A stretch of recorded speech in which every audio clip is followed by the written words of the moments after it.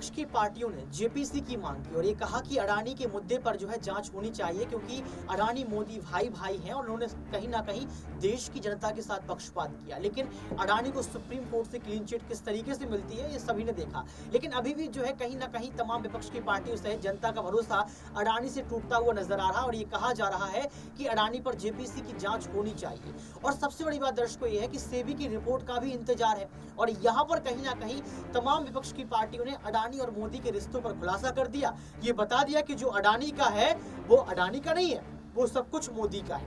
नमस्कार, आपके साथ मैं हूं ऋतिक सविता। स्वागत है आपका नेक्स्ट 9 न्यूज पॉलिटिकल बाइट में। दर्शकों, इस वीडियो को सुनिए, जिस वीडियो में साफ तौर पर जो है विपक्ष की पार्टी ने खुलासा किया और आपको सुनने के बाद ये पता लग जाएगा कि क्या कुछ मोदी और अडानी का है।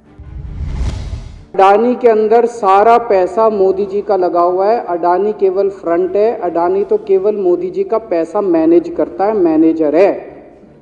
उसको 10%, 15%, 20% इतनी कमीशन मिलती है, बाकी सारा का सारा पैसा मोदी जी का लगा हुआ है। अगर कल को जांच हो गई, जेपीसी बैठ गई, ईडी की जांच हो गई, सीबीआई की जांच हो गई, तो अडानी नहीं डूबेगा, मोदी जी डूबेंगे। जिस दिन अडानी डूबा उस दिन मोदी जी डूबेंगे। मैंने कहा यार, उनको पैसे की क्या जरूरत है, प्रधानमंत्री जी को, मोदी जी को, उनके ना आगे कोई ना पीछे कोई, उनको क्या पैसे की जरूरत है। तो कहता है सर पैसे की हवस होती है, लत होती है। कहता है इतने दुनिया में इतने बड़े बड़े अमीर आदमी हैं, उनको कोई अब और पैसे की थोड़ी जरूरत है, लगे पड़े हैं सारे, और पैसा और पैसा और पैसा। बोला हवस होती है। बोला जिस दिन अडानी दुनिया का सेकंड रिचेस्ट मैन बना था, अडानी दुनिया का सेकंड रिचेस्ट मैन नहीं बना था, मोदी जी दुनिया के सेकंड रिचेस्ट मैन बने थे। और अब मोदी जी का ख्वाब है, उनका सपना है कि वो दुनिया के रिचेस्ट मैन बनना चाहते हैं। प्रधानमंत्री तो बन गए, वो दुनिया के रिचेस्ट मैन बनना चाहते हैं। फिर उसने मेरे को एक एक करके, मैं बड़ा धीरे धीरे उसकी बातों पे, पहले तो मैं एकदम शॉक हो गया, ये कह क्या रहा है कि अडानी के अंदर सारा पैसा मोदी जी का लगा है। फिर वे धीरे धीरे उसने एक एक करके बातें खोल के समझानी चालू की। कहता है मोदी जी श्रीलंका गए, श्रीलंका के राष्ट्रपति राजापाक्सा हैं। राजापाक्सा को मोदी जी ने जबरदस्ती करके वहां का विंड प्रोजेक्ट अडानी को दिलाया। क्यों दिलाया? मैं आप लोगों से पूछना चाहता हूं, आप में से कोई विदेश जाएगा तो वहां की किसी एजेंसी को जबरदस्ती करके अपने भाई को, रिश्तेदार को ठेका दिला के आओगे क्या? ऐसे कोई करता है क्या? मोदी जी ने जबरदस्ती राजापाक्सा के ऊपर प्रेशर डाल के वहां का विंड प्रोजेक्ट अडानी को दिलाया। अडानी को नहीं दिलाया, खुद लिया वो प्रोजेक्ट। वो मोदी जी का प्रोजेक्ट है, वो अडानी का प्रोजेक्ट नहीं है। और ये बात कैसे निकली? वहां का जो बिजली बोर्ड है श्रीलंका का, जैसे अपने यहाँ स्टैंडिंग कमेटी है, असेंबली की, पार्लियामेंट की स्टैंडिंग कमेटी है, वैसे उनकी भी पार्लियामेंट की स्टैंडिंग कमेटी होती है। तो वहां पे पार्लियामेंट की, श्रीलंका की पार्लियामेंट की स्टैंडिंग कमेटी ने जब उनके बिजली बोर्ड के चेयरमैन को बुलाया और बोले तूने ये प्रोजेक्ट अडानी को क्यों दिया, तो उसने कहा जी राजापाक्सा साहब ने मेरे को बुलाया था, उन्होंने कहा मोदी जी मेरे पे बहुत प्रेशर डाल रहे हैं कि ये प्रोजेक्ट अडानी को दो। मोदी जी बांग्लादेश गए, बांग्लादेश वालों को बिजली खरीदनी थी, 1500 मेगावाट बिजली 25 साल के लिए। मोदी जी ने वो प्रोजेक्ट भी अडानी जी को दिला दिया। अडानी को नहीं दिलाया, मोदी जी ने वो प्रोजेक्ट खुद लिया। 25 साल तक 1500 मेगावाट बिजली खरीदने का प्रोजेक्ट बांग्लादेश का, वो भी मोदी जी ले आए अपने नाम पे। इजराइल गए, इजराइल के साथ भारत ने कई सारे रक्षा सौदे किए, रक्षा सौदे, वो सारे के सारे रक्षा सौदे अडानी को दे दिए। अडानी को नहीं दिए, मोदी जी ने खुद लिए। अभी 2-3 साल पहले 6 एयरपोर्ट की नीलामी हुई प्राइवेटाइजेशन के लिए, सरकार ने उनकी नीलामी करी, भाई प्राइवेट प्लेयर आके लो। उसमें एक कंडीशन थी कि उसी को दिए जाएंगे ये एयरपोर्ट जिसने पहले एयरपोर्ट का काम कर रखा है। हर सरकारी ठेके में होती है। हम सड़क बनाते हैं, कहते हैं भाई सड़क, जिसको ठेकेदार को सड़क बनाने का एक्सपीरियंस है उसी को दिया जाएगा। हम बिल्डिंग बनाते हैं, हम कहते हैं भाई ये पानी के वाटर ट्रीटमेंट प्लांट लगाते हैं, हम कहते हैं भाई जिसने WTP वाटर ट्रीटमेंट प्लांट इतने लगा रखे हैं उसी को दिया जाएगा। हम सीवेज ट्रीटमेंट प्लांट बनाते हैं, हम कहते हैं जिसको 20 साल का एक्सपीरियंस है, 15 साल का है, उसी को। इसमें भी ये कंडीशन थी कि जिसने इतने साल तक एयरपोर्ट चलाने का काम कर रखा उसी को दिया जाएगा। अब अडानी ने तो कर नहीं, मोदी जी ने तो कर नहीं रखा था, अडानी ने तो कर नहीं रखा था, तो क्या करते, आखिरी मोमेंट पे वो कंडीशन हटा दी गई, बोले कोई एक्सपीरियंस की जरूरत नहीं है। 6 एयरपोर्ट नीलामी पे थे, 6 के 6 एयरपोर्ट अडानी को दे दिए, अडानी को नहीं दिए, मोदी जी ने वो खुद 6 के 6 एयरपोर्ट खुद अपने नाम कर लिए। आज 2021 नवंबर में एयरपोर्ट टेक ओवर किए, 2023 1.5 साल हुआ है, 1.5 साल के अंदर आज एयरपोर्ट का 30%, पूरे देश का एयरपोर्ट का जितना धंधा है, बिजनेस है, उसका 30% बिजनेस जो है वो मोदी जी के पास है। 30%, 1.5 साल के अंदर इतना बड़ा भारत देश, इतने एयरपोर्ट, 30% एयरपोर्ट का बिजनेस आज मोदी जी के पास है। एक और बड़ी इंटरेस्टिंग चीज हो रही है, ये ईडी और सीबीआई को इस्तेमाल करके बंदूक यहां रख के लोगों की फैक्ट्रियां छीनी जा रही हैं। मतलब 10 अक्टूबर 2018 को 10 अक्टूबर 2018 को कृष्णापट्टनम पोर्ट के ऊपर इनकम टैक्स की रेड हुई और 6 अप्रैल 2020 को 1.5 साल बाद वो पूरा एयरपोर्ट अडानी ने खरीद लिया। उसके यहां बंदूक रख के उसको कहा या तो दे दे और या जेल। तो वो अडानी ने नहीं खरीदा, वो मोदी जी के पास चला गया कृष्णापट्टनम एयरपोर्ट। 10 दिसंबर 2020 को एसीसी और अंबुजा सीमेंट पे रेड हुई और 2 साल बाद 16 अक्टूबर 2022 को दोनों सीमेंट प्लांट मोदी जी के पास चले गए।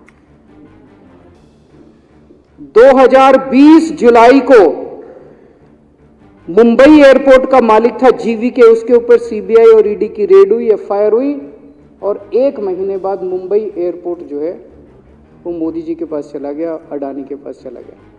तो ईडी और सीबीआई पे रेड कराते हैं, उसको धमकाते हैं फैक्ट्री वाले को, कंपनी वाले को कि या तो जेल जा और या तेरी फैक्ट्री हमको दे दे। ये इधर तो सुनते थे हरियाणा की तरफ ये तिरछी, इधर इसकी फैक्ट्री भी छीन ली, पंजाब में भी सुनते थे इसकी भी फैक्ट्री छीन ली, इसकी। पूरे देश के अंदर ये इतनी गुंडागर्दी मची पड़ी है कि ईडी की रेड करा देते हैं, सीबीआई की रेड करा देते हैं, यहाँ बंदूक रखते हैं और कहते हैं या तो फैक्ट्री दे दे और या जेल जा। ये क्या चल क्या रहा है इस देश के अंदर? इन्होंने अभी थोड़े दिन पहले ऑर्डर निकाला कि सारे जितने पावर प्लांट हैं, जितनी राज्य सरकारें हैं, पंजाब सरकार की, हमारी जो सरकार है उनके पास भी ऑर्डर आया, सारी सरकारों को जितना उनका कोयले की रिक्वायरमेंट है उसमें से 10% कोयला इंपोर्टेड इस्तेमाल करना पड़ेगा। और इंपोर्ट केवल मोदी जी करते थे, अडानी करता था। तो इसका मतलब आपको 10% अपना कोयला कंपलसरी, जरूरत नहीं है आपको कोयले की, लेकिन 10% कोयला आपको अडानी से खरीदना पड़ेगा। हमारे देश का कोयला 2000 रुपये टन है, इंपोर्टेड कोयला 20,000 रुपये टन है। 10 गुना दाम के ऊपर आपको अडानी से यानी कि मोदी जी से कोयला खरीदना पड़ेगा। इन्होंने सुप्रीम कोर्ट का एक और, जब कोयला घोटाला हुआ था अपने देश के अंदर, तो सुप्रीम कोर्ट ने आदेश दिया था कि अब कोयले की खदानें किसी भी प्राइवेट वाले को नहीं दी जाएंगी, सारी खदानें सरकारें। तो इन्होंने कुछ खदानें राजस्थान सरकार को दे दी, कुछ खदानें छत्तीसगढ़ सरकार को, कुछ खदानें पंजाब सरकार को, सरकारों में बांट दी। बाकी पूरे देश में केवल राज्य सरकारों के पास खदानें हैं। केवल अडानी के केस में उन्होंने एक्सेप्शन करके अडानी को कोयले की खदानें दे दी और उसमें भी ऑर्डर कर दिया कि 4000 कैलोरी से कम वाला कोयला जो है उसको रिजेक्टेड माल माना जाएगा, जबकि वो सबसे अच्छा कोयला माना जाता है और वो रिजेक्टेड माल इसको फ्री में मिलता है। तो कम से कम 2800 करोड़ रुपए का कोयला हर साल फ्री में मोदी जी ले जाते हैं। 2800 करोड़ रुपए का कोयला हमारी खदानों से हर साल मोदी जी निकाल के ले जाते हैं।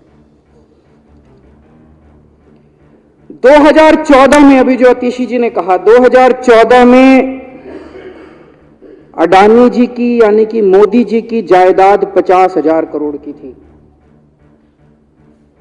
7 साल बाद इनकी जायदाद हो गई 11.5 लाख करोड़। मोदी जी इतना पैसा लेके कहां जाओगे?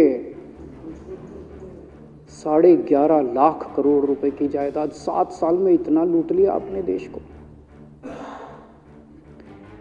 2014 में 609 नंबर पे थे, अब ये सेकंड रिचेस्ट बन गए, अब रिचेस्ट बनना चाहते हैं। ये तो लेकिन कुदरत है, कुदरत तो बड़ी ताकतवर है। किसने सोचा था एक दिन हिंडनबर्ग रिपोर्ट आएगी और 24 घंटे के अंदर सारा तहस नहस हो जाएगा। 1947 से लेके 2014 तक 67 साल में भारत देश ने, सारी सरकारें जितनी आई सबने मिलके 55 लाख करोड़ रुपए का कर्जा लिया था भारत सरकार ने। 2014 से 2022 7 साल के अंदर 85 लाख करोड़ रुपए का कर्जा ले लिया, दुगने से भी ज्यादा। जितना 67 साल में लिया था उतना 7 साल में ले लिया। ये पैसा गया कहां? ये पैसा गया कहां? ये सारा इनकी जेब में गया। तो मैं जनता को कहना चाहता हूं, आप तो जीएसटी देते हो, अपने बच्चों का पेट काट के टैक्स देते हो, दूध पे, दही पे, हर चीज पे जीएसटी देते हो। वो जीएसटी का पैसा जाता है जनता की उसमें खजाने में, वहां से वो जाता है अडानी के खजाने में, और वहां से वो जाता है मोदी जी के खजाने में। दोनों हाथों से लूट मची हुई है, पूरे देश को लूट रहे हैं प्रधानमंत्री जी, मोदी जी पूरे दोनों हाथों से लूट रहे हैं। कोयला लूट रहे हैं, एयरपोर्ट लूट रहे हैं, सड़कें लूट रहे हैं, बिजली लूट रहे हैं, पानी लूट रहे हैं, कुछ नहीं छोड़ा, सब कुछ लूट रहे हैं। जितना कांग्रेस ने 75 साल में नहीं लूटा, उससे 10 गुना इन्होंने 7 साल के अंदर, 8 साल के अंदर लूट लिया देश को। अडानी का क्या रोल है इसमें? मोदी जी कम पढ़े लिखे हैं, उनको समझ नहीं है कि करना क्या। अडानी आके बताता है पैसा यहां लगा लो, इस देश में चलते हैं, वहां की ये कंपनी खरीद लेते हैं, ईडी को और सीबीआई को इसके पीछे लगा दो। वो सारा मैनेजमेंट करता है, दिमाग उसका, पैसा मोदी जी का। उसके बदले में उसको पता नहीं 10%, 15%, 20% कितनी कमीशन मिलती है, लेकिन दिमाग सारा अडानी का है। और मेरे को ज्यादा चिंता इस बात की है अध्यक्ष महोदय, प्रधानमंत्री जी कम पढ़े लिखे हैं, उनको कम समझ में आता है। लोग आके उनको कुछ ना कुछ कहीं भी जाते हैं या कोई विदेश से आता है, उसके जो भी विदेश से नेता आता है या कहीं जाते हैं तो 2 ही कंडीशन होती है। एक तो उसको कहते हैं भाई गले मिल ले, तो फोटो खिंचा ले, गले मिल ले, फोटो खिंचा ले, पार्क में घूम ले, तो वो फोटो खिंचाने के लिए उसको कहा जाता है भाई फोटो खिंचा ले, फोटो खिंचाने के। और दूसरा उसको कहा जाता है भाई अडानी को ये ठेका दे दे, अडानी को ये ठेका दे दे। और कोई किसी कईयों को कहते हैं तारीफ कर दे, कोई आके कुछ नेता आके कहते हैं ना मोदी जी तो दुनिया के सबसे लोकप्रिय नेता है। उसने क्या लेना देना, मोदी जी दुनिया के सबसे लोकप्रिय, वो आके क्यों कह रहा है? बदले में वो देश, ये जो गोरे हैं ना, बहुत चतुर हैं, बहुत चालाक हैं, ये ऐसे इतने भोले वाले नहीं है कि यहाँ पे आए और कह गए मोदी जी दुनिया के, वो पता नहीं किस किस चीज पे साइन करा के ले जाते हैं, पता ही नहीं चलता बदले में क्या साइन करा के ले जाते हैं। यही हुआ था 17वीं 18वीं सदी के अंदर हमारे देश में। वो ईस्ट इंडिया कंपनी वाले आते थे, उस टाइम के हमारे राजे महाराजे भी ऐसे ही अनपढ़ होते थे, उनको कुछ अकल होती नहीं थी। उनके राज्य, उनके दरबार में आते थे, उनकी तारीफ करते थे, खूब तारीफ करते थे, और पता नहीं किस किस चीज पे साइन करा के ले गए। 100 साल के अंदर पूरा देश अंग्रेजों ने कब्जा कर लिया। वही हाल अब हो रहा अपने देश का कि हमारे कम पढ़े लिखे प्रधानमंत्री हैं, पैसे की हवस है, और मतलब जो भी आता है 2 लाइन उनके उसमें बोल दे, गले मिल ले, पार्क में घूम ले, अडानी को 2 कंपनियों का ठेका दे दे, बदले में पता नहीं देश का क्या क्या बेच दिया इन लोगों ने। बहुत चिंता है हम लोगों को देश की इस वक्त, जिस दौर से देश गुजर रहा है। मुझे लगता है कि आज़ादी के बाद से सबसे भ्रष्ट प्रधानमंत्री अगर कोई हुए हैं जिन्होंने देश को इतना लूटा है, तो वो आज मौजूदा प्रधानमंत्री हैं।